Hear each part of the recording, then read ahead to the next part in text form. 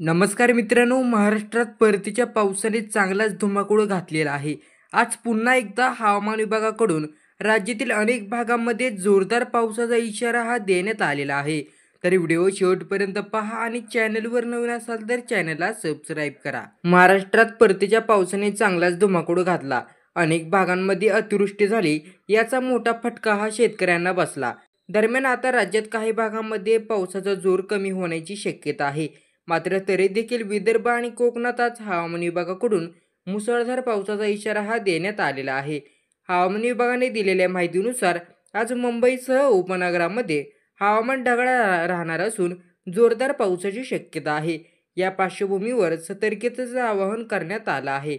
मुंबईप्रमाणेच कोकणात देखील आज मुसळधार पावसाचा इशारा देण्यात आला आहे. मेघगर्जनेसह जोरदार पावसाची शक्यता असल्याचं हवामान खात्याने सांगण्यात आलं आहे.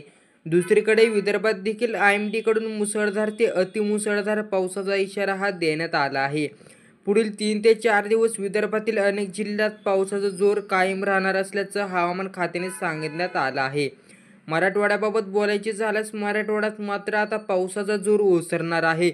हलक्या ते मध्यम स्वरूपाच्या पावसाची शक्यता वर्तवण्यात आली आहे. त्यामुळे शेतकऱ्यांना मोठा दिलासा मिळण्याची शक्यता आहे. आज मुंबई, पुण्यासह पालघर, रत्नागिरी, रायगड, सिंधुदुर्ग, सातारा, सांगली, नाशिक या जिल्ह्यात मुसळधार पावसाचा इशारा हवामान खात्याने दिला आहे. या भागांमध्ये पूरस्थिती निर्माण होण्याची शक्यता आहे. हवामान विभागाने दिलेल्या माहितीनुसार पुढील 2 ते 3 दिवस राज्यात पावसाचा जोर कायम राहणार आहे. 1 ऑक्टोबरपर्यंत राज्यातील काही भागांमध्ये जोरदार पावसाचा इशारा आहे.